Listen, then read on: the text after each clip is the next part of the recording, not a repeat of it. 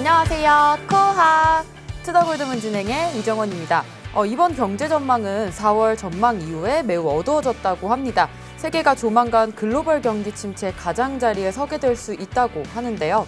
내일 기준금리를 75bp 인상할 것이라는 폭넓게 좀 전망이 되는 가운데 시장의 관심이 벌써부터 또 9월 금리 인상 쪽으로 옮겨가게 됐습니다.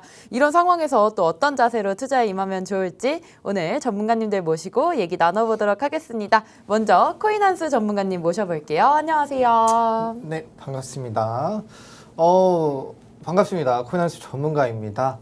어제 또 많은 내용들이 조금 나왔었어요. 전체적으로 경제 성장률 전망치 관련해서 내용들이 많이 나왔었는데, 아무래도 지금 이제 직접적인 타격을 많이 받는 이 유럽권과 미국권 둘 다 경제 전망치가 많이 하향 조정되면서 상태가 좀 많이 안 좋구나라는 걸 좀 보여주고 있었어요. 그래서 당분간 이 경기 침체가 경기 침체 가능성이 좀 늘어나는 뉴스들이 많이 나올 것 같아요. 근데 어차피 우리가 겪어야 될 이 고난과 역경이 부분이 있습니다. 이 부분 지나야 우리가 다시 해결되고 숙제할 것들 해야 앞으로 올라갈 가능성이 있다라는 걸 좀 알아두실 필요가 있고, 그 와중에 좀 괜찮은 부분이라고 해야 할까요? 우리 한국 같은 경우는 이 경제 성장 전망치가 하향 조정이 되었지만 그래도 이 하향 조정폭이 그나마 좀 괜찮다. 그다음에 최근에 미국 재무부 장관이 방문을 했을 때도 한국 같은 경우는 워낙 기반이 튼튼하기 때문에 경제 성장 이 하락이 좀 적다. 너무 좋은 기반을 가지고 있기 때문에 걱정할 필요가 없다라는 내용을 또 말하기도 했어요. 그 부분들 좀 체크를 하시면서 앞으로 시장이 조금 흔들릴 수는 있지만은 길게 봤을 때는 괜찮다라는 걸 꼭 말씀을 드리고 싶습니다. 네, 경제 전망치가 단순하게 좀 안 좋게 나왔더라도 저희 한국 쪽은 떨어지긴 했지만 큰 하락폭이 아니기 때문에 조금 더 긍정적으로 볼 수 있을 것 같습니다. 계속해서 수루수루 남수루 전문가님 모셔보겠습니다. 안녕하세요. 네, 안녕하세요. 반갑습니다. 코인 시장에서 여러분들을 부자로 만들어드릴 남수루 전문가입니다. 반갑습니다. 자, 비트코인이랑 이더리움이 일주일간 조정세가 나오고 있습니다. 요즘 장의 대세는 이더리움이다 해도 과언이 아닙니다. 자, 이더리움이 비트코인의 멱살을 잡고 이끌고 가고 있는데 이더리움이 최근에 급상승을 했었죠. 급상승을 했기 때문에 지금 소화가 안 돼서 급체를 하고 있다. 이렇게 생각을 하시면 돼요. 지금 하락을 하고 있지만 이 매물대를 소화를 한다면 다시 한 번 더 큰 상승을 보여주지 않을까 이렇게 생각을 하고 있고, 명일 FOMC 회의가 새벽 3시에 잡혀 있습니다. 이 FOMC 회의를 통해서 한 번 더 큰 상승을 보여줄지 아니면 이 급체가 안 나와서 다시 한 번 더 바닥을 찍어줄지 갈림길에 서 있다. 이렇게도 말씀을 드릴 수가 있겠네요. 자, 오늘도 투더골드문 영상 끝까지 시청하시면서 좋은 정보들 알아가셨으면 좋겠습니다. 네, 이번 비트코인과 또 이더리움의 급등이 급체라는 재밌는 표현 해주셨는데요. 또 내일 새벽에 있을 FOMC 회의까지 결과 지켜보시길 바라겠습니다. 그렇다면 저와 같이 코인 소식 알아볼 텐데요. 같이 화면 보시겠습니다. 네, 보르냐코프 우크라이나 차관이 암호화폐 군인 생명 구하는 필수적인 방어 도구라고 말을 했습니다. 네, 다음 소식은 테더에서 P2P 기반 메신저 앱 킷을 출시했다는 소식입니다. 네, 다음으로 빗썸 대주주 비덴트가 FTX와 인수 협의했다는 공식적인 발표를 했습니다. 따라서 주가가 좀 급등을 했는데요. 이 부분 코인한수님 어떻게 보시나요? 주가가 많이 급등을 했었죠. 급등을 했었고, 근데 지금은 이제 다소 너무 급등을 한 것이 아닌가라고 해서, 주식 이야기인데 좀 많이 다소 또 내려와 있는 모습을 보여주고 있어요. 그래서 거품이 이제 좀 빠지고, 이 비텐트의 주가가 좀 어느 정도 조정이 되는 모습을 보여주고 있는데, 일단은 이제 암호화폐 거래소 이제 FTX와의 인수 협의 내용을 좀 더 지켜봐야 될 것 같아요. 앞으로 인수를 하고 어떤 내용, 이런 겉의 내용들은 나왔는데 속에 어떤 자세한 내용들은 하나도 나오지 않았기 때문에 앞으로 FTX가 어떤 내용을 가지고 이 협의를 했는지 좀 지켜볼 필요가 있다 말씀을 드리도록 하겠습니다. 네, 만약에 FTX와 인수가 협의가 된다면 업비트를 좀 뛰어넘을 수 있는 가능성은 있나요, 한수님?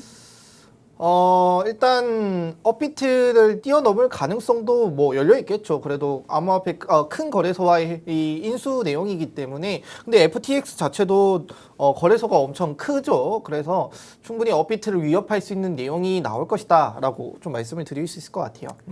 네. 마지막 소식 같이 보겠습니다. 메타콩즈 코인에서 이더리움 기반으로 전환 예정이라고 합니다. 지금 현재 메타콩즈 굉장히 잡음이 많은데 이 부분은 또 어떻게 보시나요? 일단은 뭐 기본적으로 지금 이제 메타콩즈 코인이 이제 클레이트 기반에서 이더리움 기반으로 옮겨가는데 뭐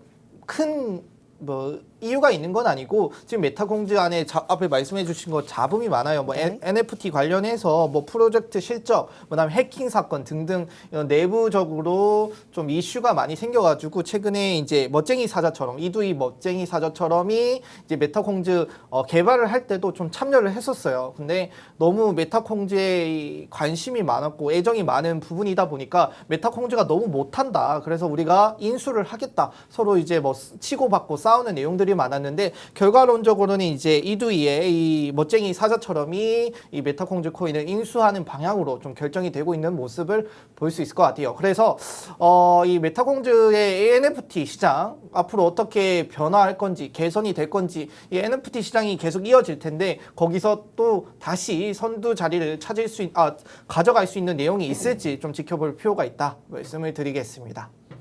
네, 오늘의 코인 소식 코인 한수님과 살펴봤습니다. 항상 시장에 어떤 이슈들과 호재들이 있는지 저희 투더골드문과 시장 주시해 주시면 좋을 것 같습니다. 저희는 계속해서 썰전 코너 이어갈 텐데요.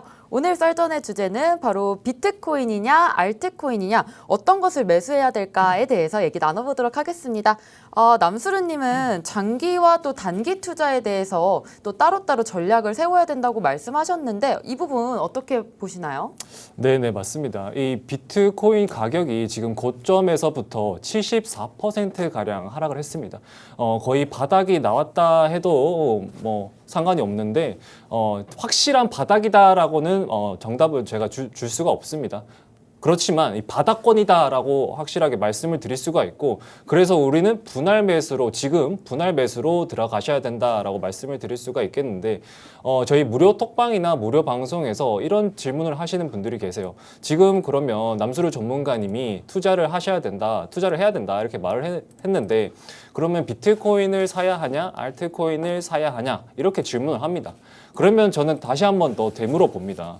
그러면 이 투자자분은 장기 3, 4년 정도의 장기 투자를 원하시냐 아니면 단기적으로 한 20-30% 정도의 수익만 원하시냐 이렇게 여쭤보시면 저는 장기로 한 3, 4년 보고 있다 하시는 분들에게는 저는 비트코인을 추천하고 있습니다. 왜냐하면 이 가상자산 시장이 지금 엄청 커졌습니다. 엄청 커졌는데 지금 국내 거래소만 봐도 업비트, 빗썸, 코인만 봐도 지금 엄청 커졌죠. 지금 결코 작은 시장이라 말을 할 수가 없습니다. 그렇기 때문에 함부로 이 시장이 망하기에 어렵다. 그렇기 때문에 코인들 중에서 대장격인 비트코인을 매수한다면 장기적으로 편안하게 수익을 보실 수 있다라고 말씀을 드릴 수가 있는데 지금 비트코인이 없어진다면 이 가상자산 시장이 없어지는 거와 마찬가지입니다. 그래서 비트코인을 추천을 드리는 거고 또 다른 이유로는 비트코인 같은 경우에는 이 공급량이 정해져 있죠. 공급량이 정해져 있어서 이 수요와 공급 법칙에 따라서 가격은 자연스럽게 상승을 할 수밖에 없습니다. 또한 이 반감기라는 게 있어요. 반감기가 뭐냐면 일정량의 채굴량이 정해져 있는데 이 양이 반으로 주는 겁니다. 만약에 10개를 채굴을 할 수 있었으면 5개로 줄어드는 현상인데 이 반감기가 역사적으로 언제 있었냐? 2013년, 2017년, 2021년 작년이죠. 이렇게 있었는데 반감기가 있던 해 전후로 엄청난 큰 상승이 있었습니다. 2017년에도 엄청난 불장이 있었죠. 좀 많은 사람들의 관심은 없었지만 엄청난 불장이 있었습니다. 작년 같은 경우에는 이 양적 완화 정책과 함께 이 날개를 달고 엄청난 큰 상승을 했습니다. 이라기보다 더 뜨거운 용암장이라고도 표현을 할 수가 있겠는데 이렇게 반감기 전후로 엄청난 불장이 온다. 그렇기 때문에 지금 장기 투자를 하신다면 비트코인도 나쁘지 않다 말씀을 드릴 수가 있겠고, 비트코인 사이클상 역사를 되돌아보면 지금은 바닥권에 와 있습니다. 역사 사이클을 보면 비트코인 바닥권이기 때문에 지금 분할 매수로 접근하시면 이 사이클상 반감기, 다음에 있을 반감기가 21년 뒤에 4년 뒤인 25년이 되겠습니다. 25년 전후로 한 번 더 불장이 올 수가 있다. 그렇다면 지금 최고점인 8천만 원을 넘어서 1억을 넘는 한 3억까지 바라볼 수 있는 그런 가격을 노릴 수 있지 않을까 예상이 되면서 장기적으로 투자하시는 분들은 이런 반감기 그리고 수요와 공급 법칙에 따라서 공급에 한계가 있다. 그래서 가격이 자연스럽게 오를 수밖에 없다라는 이유를 토대로 장기적 투자를 원하시는 분들은 비트코인을 추천을 드립니다. 하지만 알트코인 매수하시려는 분들도 계시죠. 지금 근데 알트코인들도 충분히 바닥권입니다. 충분히 바닥권이고 매수하는데 나쁘지 않습니다. 똑같이 분할 매수로 하시면 되되 비트코인처럼 장기적으로 투자하시는 게 아니라 단기적으로 길어봤자 한 3개월, 4개월 정도만 보시고 수익을 보신다면 얼른 수익 실현을 하시는 게 투자 관점에서 좋다 말씀을 드릴 수 있겠습니다. 네. 남수르 전문가님께서는 장기적으로는 비트코인을 추천한다고 하셨고요. 단기적으로는 알트코인으로 좀 빠르게 단타적인 매매로 접근하시라고 하셨습니다. 그렇다면 지금 요즘 미국에서 계속해서 코인을 증권으로 분류하려고 하는데 이런 움직임 어떻게 보시나요, 코인한수님? 일단은 뭐 알트코인 매수 관련해서 조금 조심스러운 부분이 있겠죠. 그래서 그 부분 좀 말씀을 드리려고 하는데, 일단 암호화폐가 증권일까 이 상품일까라는 내용들이 많이 나오고 있어요. SEC는 뭐 지금 뭐 리플을 가지고 물고 늘어지면서 이거 뭐 미등록 증권이다라고 이렇게 계속 이제 소송을 진행을 하고 있는데, 최근에도 이제 이런 비트코인 외에 알트코인을 증권으로 규정하는 내용들이 좀 나왔습니다. 그래서 SEC가 이 9종을 증권으로 등록을 하면서 좀 뭐 코인들 자체의 가격적으로 그렇게 큰 내용들은 없어요. 이걸 등록하게 된 이유가 정말 중요한 거죠. 이제 코인베이스 상장팀에 상품 매니저로 일하는 3명이 있는데, 그 3명이 암호화폐 내부자 거래 혐의로 기소가 됐다라고 합니다. 그래서 이들은 한 25종의 암호화폐가 상장 전에 보통 이제 상장을 하면 가격이 오르잖아요. 그런 내용들이 많이 있었기 때문에 그걸 노리고 이 차익을 벌기 위한 내용들이 좀 있었는데, 약 한 20억 정도의 이제 부당이익을 얻었다라고 합니다. 그래서 이 25종 중에 9종이 거기에 사용이 되었구나. 그래서 여기는 좀 주의 있게 봐야 된다. 이게 사실 이걸 증권으로 뭐 등록할 만한 이유가 될지는 모르겠는데, 그걸 계기로 지금 조금씩 야금야금 하나씩 침범을 하고 있는 것 같아요. 그래서 이 암호화폐 관련해서 증권법 위반 이런 내용들이 처음으로 있는 내용들인데, SEC가 이때다 싶어가지고 계속 노리고 있는 것 같고, 근데 이 부분을 좀 주의 있게 봐야 되는 건 뭐냐면, 지금 이제 리플과의 소송이 거의 몇 년째 이어지고 있죠. 근데 우리가 이 리플 소송을 좀 신경을 써야 되는 내용은 뭐냐면은 이 암호화폐 좀 악재로 작용할 수 있기 때문이에요. 리플이 여기서 만약에 증권으로 등록이 돼버린다라고 하면은 SEC 입장에서는 그럼 다른 알트코인들도 증권으로 등록해야 되는 거 아닌가라는 내용들이 나오기 시작을 하죠. 그렇게 되면은 또 코인들이 뭐 SEC의 결과에 따라서, SEC의 내용에 따라서 또 뭐 변동성을 보여주는 그런 시장이 나올 것 같아요. 그렇다 보니까 SEC는 비트코인 자체는 오케이, 너희는 증권 아니다. 뭐 증권 아니고 이거 암호화폐에 맞다. 이런 식으로 또 이렇게 구별을 지어놨거든요. 근데 그 외에 알트코인들, 지금 이제 오늘의 주제와 맞게 비트코인과 뭐 알트코인들 이렇게 나뉘는데, 비트코인은 이미 거기서 벗어났고, 우리가 알트코인을 구매를 하자고 하니 또 SEC가 이걸 딴지 걸 가능성이 있고, 그다음에 리플의 결과에 따라서 또 다른 이제 알트코인들이 조금 차츰 올라오면서 또 너 SEC 증권을 등록해야 돼. 근데 또 그러면은 그 반대편에 있는 알트코인들이 가만히 있겠습니까? 또 가만히 있지 않죠.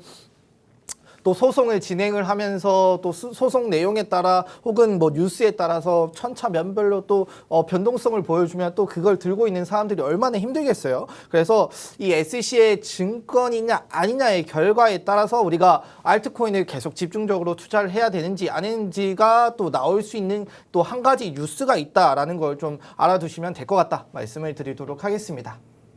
네, 그럼 코인 한수님께서는 지금 비트코인과 알트코인을 매수하는 데 있어서 좀 SEC의 이런 규제에 대한 거를 따라야 된다고 보시는 거죠? 일단은 지금 당장은 하는 데는 문제가 없을 것 같아요. 알트코인을 매수하거나 매도하는 데는 당장은 문제가 없거든요. 사람들이 얘기하는 게 리플 같은 경우에 소송도 올해까지는 힘들다. 아마 내년 정도 돼야 내용이 나올 것이다. 뭐 서로 리플과 SEC 주장은 서로 자기들이 이길 것이다라고 주장을 하고 있어요. 그래서 뭐 누구의 말이 맞는지는 결과가 나와봐야 되는데 그때까지 뭐 알트코인을 뭐 매수하거나 매도하는 데 전혀 문제가 되진 않아요. 근데 나중에 시간이 지나서 좀 이런 문제가 될 혹은 우리가 알아야 될 내용들이 또 발생할 것이다. 미리 알고 대처하면 좋을 것이다라는 걸 좀 말씀을 드리고 싶었습니다. 네, 그렇다면 남수르 전문가님께 좀 질문해 보겠습니다. 지금 비트코인 계속해서 상승했다가 하락했다가를 반복하고 있는데 지금 비트코인의 수요가 늘 수밖에 없는 이유가 좀 있을까요? 네, 제가 앞전에서 이 비트코인 공급은 정해져 있고 수요도 늘어나기 때문에 비트코인 가격은 자연스럽게 상승할 수밖에 없다라고 말씀을 드렸는데 이런 궁금증을 가지고 계시는 분들이 있을 수가 있어요. 비트코인 수요가 늘어야 가격이 상승을 하는데 비트코인 수요가 어떻게 느냐? 이거에 대해서 한번 얘기를 해볼까 합니다. 지금 비트코인 수요가 느는 시점, 중요하다고 생각하는 시점이 바로 올해 22년 올해 한 해가 아닌가 생각이 드는데 왜냐하면 지금 올해 전쟁 그리고 전염병 그리고 인플레이션 이런 걸로 인해서 지금 경제 침체가 오고 있죠. 미국에서는 이런 인플레이션 잡으려고 금리를 계속 올리고 있고 내일 새벽에도 발표가 있겠지만 금리를 계속 올리고 있으니까 다른 나라들의 통화의 가치는 계속 하락을 하고 있습니다. 달러의 가치가 다른 나라의 통화 가치가 하락을 하면서 이 종이 지폐가 그냥 종이 조각이 되고 있습니다. 그렇기 때문에 이 종이 조각이 되고 있기 때문에 이 그 각국 달러를 제외한 다른 통화가 하락을 하는 다른 나라들은 세계 공통 통화인 이 비트코인의 수요가 쏠릴 수밖에 없습니다. 왜냐하면 이 나라가 망하더라도 비트코인 가격은 변하지 않기 때문이에요.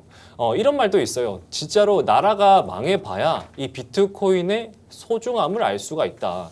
지금 스리랑카 경우에는 제가 저번에도 말씀을 드렸지만 부도가 났죠. 스리랑카 그리고 다른 개발도상국 같은 경우에는 통화 가치가 거의 없습니다. 그래서 이 비트코인의 수요가 몰릴 수밖에 없는데 또 러시아도 전쟁 초반에 여러 나라로부터 제재를 받았죠. 그러면서 이 루블화 가치도 폭락을 하게 되면서 비트코인으로 수요가 몰리는 이런 현상을 겪었습니다.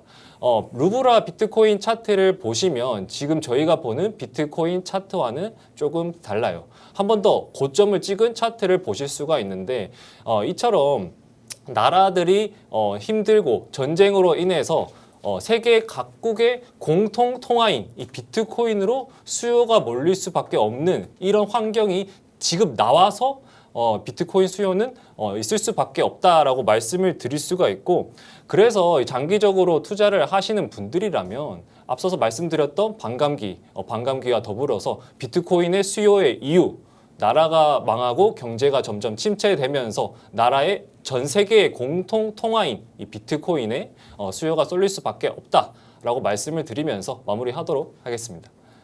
네, 남수르 전문가님께서 또 비트코인 수요가 늘 수밖에 없는 이유에 대해서 설명을 해주셨는데 좀 더 좋게 볼 수 있는 소식이 있다면요, 코인 한수님?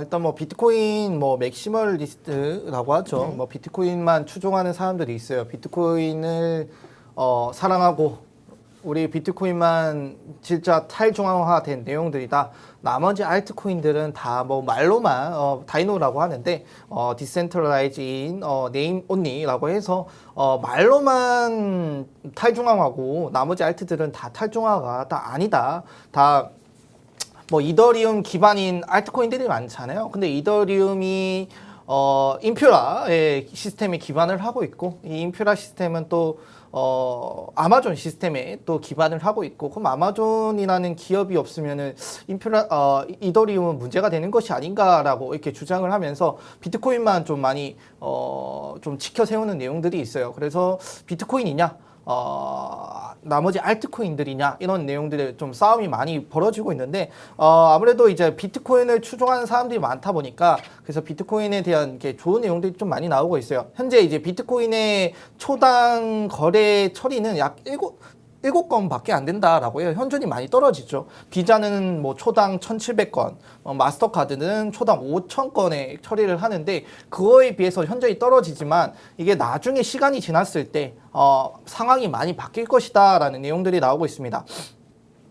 보고서에 이제 그런 이제 조사 자료들이 있었어요. 뭐 과거 자동차나 오디오, 뭐 인터넷, 뭐 스마트폰 같은 신기술들이 등장한 뒤에 채택되었던 역사적 시기를 좀 살펴보는 보고서가 있는데 기술에 대한 채택 속도는 각자 달랐는데 한 가지 확실한 게 있었다라고 해요. 어떤 거냐면 글로벌의 10%의 인구가 혹시 이거를 사용하게 되면은 이제 얼리 어답터의 사용자에서 후기 사용자까지 전파되는 속도가 포물선처럼 급격하게 올라가는 모습을 확인할 수 있다. 그래서 많은 이제 비트코인 추종자들은 오는 2030년까지 전 세계 비트코인 채택률이 10% 초과할 것으로 예측을 하고 있다. 그렇게 되면은 앞에 말씀드렸던 것처럼 10%가 넘어서면 그때부터는 급격한 상승을 하는 포물선을 보여주면서 2050년에는 글로벌 인구의 80%가 비트코인을 사용할 것으로 여겨진다라는 내용들이 나오고 있어요. 최근에 뭐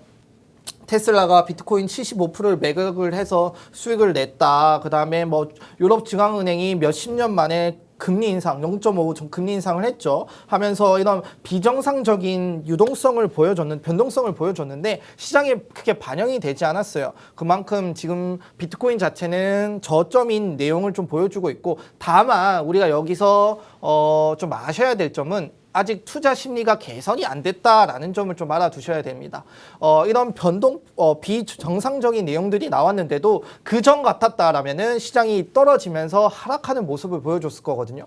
근데 이제는 그런 변동폭도 좀 많이 줄어들면서 바닥을 다지는 모습을 보여주는데 근데 이 바닥을 다진다라고 해서 우리가 끝이 나는 게 아니잖아요. 이제 상승을 바라봐야 되는데 이 상승을 하기 위해서는 제가 누누이 말씀드리는 모멘텀이 필요하다. 그 모멘텀에는 아직 여러 가지 이슈들이 남았지만 시장에 반영되지 않고 있고 나오지 않고 있다. 시간이 더 필요하다. 그 다음에 우리가 또 여기에 추가돼야 될 거는 이제 사람들의 투자 심리 개선이죠. 아무래도 지금 이제 금리 인상 관련해서 여러 가지 이슈들이 있지만 이 이슈들을 무시하고도 이 암호화폐 시장에 투자할 수 있는 이 위험 부담을 가지고도 투자할 수 있는 아직 개인 투자자들이 많이 들어오지 않고 있다. 이 부분이 개선이 돼야 비트코인이든 알트코인이든 가격적으로 상승하는 모습을 보여줄 수 있을 것이다 라고 말씀을 드리고 싶습니다. 네, 그렇다면 남수르 전문가님께 질문 하나 드리겠습니다. 지금 알트코인 장기 투자가 가능할지 여쭤보고 싶은데 저도 에이다를 투자했다가 장기적으로 가지고 있으려고 했는데 지금 고점 대비 조금 많이 떨어진 모습 보이고 있습니다. 사실 불안한 투자자분들도 많으실 것 같은데 이 부분 어떻게 보시나요?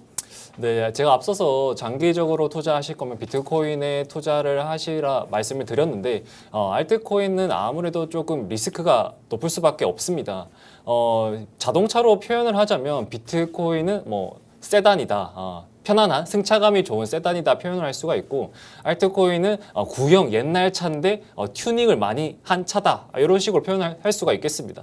출발을 할 때는 엄청 급하게 출발을 하다가 나중에는 브레이크 급발진이 될 수가 있습니다. 급발진 위로 가는 게 아니라 밑으로 급발진을 할 수가 있는 그런 리스크가 있기 때문에 알트코인의 장기 투자는 좀 공부를 하시고 그 프로젝트에 대한 확신이 생기셨을 때 장기 투자하는 거를 추천을 드립니다. 그리고 이 알트코인이 리스크가 크다고 말씀을 드리는 거는 쉽게 예를 들자면 테라루나를 예를 들 수가 있겠습니다. 테라루나 진짜 전망 좋고 기술력 좋고 이 테라 알고리즘 스테이블 코인 진짜 알고리즘 정말 잘 짰다. 이 코인 절대 망하지 않는다 해서 장기 투자하시는 분들 엄청 많았죠. 국내뿐만 아니라 해외에서도 엄청난 투자가 오는 게 많았는데 이 앵커 프로토콜, 이 테라에서 운영을 하는 앵커 프로토콜의 이 루나 코인을 맡김으로써 장기 투자하시는 분들이 엄청 많았습니다. 근데 하지만 이 가상자산의 폭락과 함께 이 루나 코인이 하루 만에 마이너스 90%를 찍으면서 그리고 테라는 이 UST, 스테이블 코인 UST는 1달러의 피깅을 하지 못하면서 시총 10위 안에 들던 이 루나가 하루 만에 90% 폭락을 하게 되었죠. 결국에는 최악의 상황으로 상장 폐지까지 하게 되었습니다. 이렇듯 이 알트코인들은 시총이 높다, 기술력 좋다, 전망 좋다라고 해서 장기 투자로 하는 건 좀 리스크가 높다고 말씀을 드릴 수가 있고 또 다른 예로는 이 클레이튼을 한번 예로 들어보겠습니다.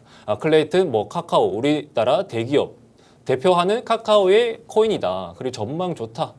기술 좋다. 그라운드 X 정말 기술 좋다. 그래서 클레이튼 진짜 가격 한 10,000원 간다, 10만 원 간다 이렇게 했었는데 내부를 들여다보니 메인넷은 자주 멈추고 메인넷 자주 멈추니까 수수료 인상까지 이런 악재로 인해서 NFT 프로젝트들은 모두 떠났죠. 그리고 가격은 가격대로 폭락을 하고 있습니다.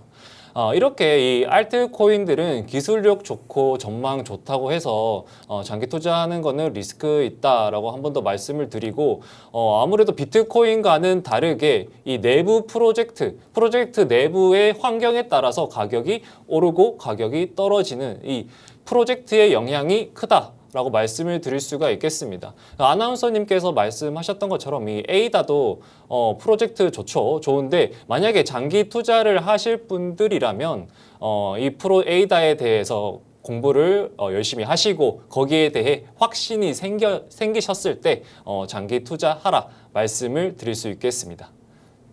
네, 알트코인들이 진행하는 또 프로젝트들을 좀 확실히 보시고 나서 장기 투자를 하시는 걸 권유하셨습니다. 비트코인은 또 세단이다, 또 알트는 구형인 수리된 차라는 조금 재밌는 표현 해주셨는데요. 한수님 또 이런 비트코인 시장에 재밌는 표현 없을까요? 없는데요. 너무 네. 재밌는 표현을 앞에서 가져다 써가지고 진짜요? 네. 없는 것 같아요. 일단 뭐 비트코인이냐, 알트코인이냐, 어떤 게 매수가 좋냐. 뭐 제가 앞에서 이더리움을 살짝 깠었어요. 그래서 이제는 이더리움을 깐 거를 다시 회복하는 내용을 좀 말씀을 드리려고 합니다. 아무래도 이더리움이 좀 기반인 코인들이 많다 보니까 이더리움이 무너지면 다른 알트코인들도 무너질 테니까 그래서 이더리움을 좀 설명을 좀 드리려고 해요. 지금 이제 POW에서죠. POW에서 이제 POS로 전환하는 머지 업그레이드가 진행 중인데 뭐 9월 달에 예정되어 있죠. 근데 이제 여기서 이더리움이 주장하는 거는 뭐냐면 우리가 비록 뭐 탈중앙화에 대한 내용들 반박을 하진 않았어요. 지금 맥시멀리스트들에 대한 반박을 따로 하진 않았고 우리는 기술력으로 밀어붙이겠다 이런 내용들만 좀 말씀을 하고 있는데 일단은 이렇게 POW에서 POS로 바뀌면은 공급량이 90% 정도 가까이 줄 것이다 라고 얘기를 해요. 그래서 이번 업그레이드 이후에 이더리움은 비트코인을 위협하는 자리까지 올라갈 것이다. 뭐 가격적인 위협인지 기술적인 위협인지 상징적인 위협인지는 좀 더 지켜봐야 됩니다만 그렇게 위협하는 자리까지 올라갈 것이다 라고 해요. 이제 이더리움은 물량이 90% 정도 줄게 되니까 더 약한 인플레이션을 보게 될 것이고 그 다음에 비트코인은 반감기를 통해서만 이 인플레이션이 감소가 된다. 근데 이더리움은 앞으로 뭐 수수료 부담까지 더 디플레이션까지 갈 수 있는 내용들이 있다. 비트코인은 반감기 빼고는 아무것도 없다 이런 반박을 하고 있어요. 그리고 이더리움이 업그레이드를 통해서 이 탈중앙화 금융 경제에서 활용성이 커질 것이다 라고 하는데 아무래도 이제 디파이 섹터죠. 이 디파이 섹터는 이더리움 기반을 좀 많이 하고 있어요. 그렇게 이걸 얘기하다 보니면 뭐 레이어까지 나오는데 뭐 레이어를 간단히 설명을 드리자면은 이제 레이어 1과 레이어 2가 있어요. 우리가 흔히들 얘기하는 건 레이어 1은 뭐 솔루션 생태계 뭐 이더리움 생태계, 뭐 테라 생태계 이런 생태계가 있잖아요. 이런 생태계가 우리가 아는 뭐 레이어 1이라고 생각을 하시면 되고 이제 레이어 2는 이더리움이 부족한 내용들을 옆에서 이제 다른 그 혹 같은 걸 붙여가지고 이걸 도와주는 거라고 생각을 하시면 되거든요. 사실 뭐 층이라고 하잖아요. 레이어 같은 걸 층이라고 하는데 레이어 1, 레이어 2, 뭐 레이어 3 이렇게 올라가는 점차 기술이 발전하는 내용이라고 생각을 하시면 됩니다. 근데 이제 디파이 섹터 같은 경우는 보통 이제 레이어 1의 내용들이 있기 때문에 뭐 결제나 우리가 뭐 송부 이런 내용들이 다 레이어 1에 저장이 돼요. 물론 레이어 2에서 진행을 하지만은 레이어 1에 저장이 되기 때문에 너희 디파이 섹터 하는데 이더리움 없으면 너희 아무것도 못해. 결국엔 우리 레이어 1 이더리움의 생태계는 다른 알트코인들 뭐 디파이나 그런 섹터에서 활용하기 위해서는 내가 꼭 필요하기 때문에 우리가 기술이 발전하면 발전할수록 이 디파이 섹터나 뭐 NFT 섹터 이런 곳들이 점차 발전을 할 것이야. 비트코인 너희는 뭐 결제 기능밖에 없잖아. 뭐 초당 7초인데 뭐 어디 쓰잘데기 있어. 이렇게 얘기를 하고 있는 것 같아요. 그래서 여기는 상징적인 내용을 밀어붙인다라면 여기는 기술적인 내용으로 서로 좀 싸우고 있는데 기술적인 거를 좀 더 많이 집중을 하신다라면은 이더리움 같은 것도 그다음 이걸 기반한 알트코인들 뭐 폴리곤 같은 것들이 있죠. 그런 것들을 매수하시는 것도 좋은 내용이다 말씀을 드리도록 하겠습니다. 네, 오늘 주제로 또 비트코인과 알트코인 중에 어떤 것을 매수해야 될까에 대해서 얘기 나눠봤습니다. 저희는 계속해서 코인스쿨로 돌아오겠습니다.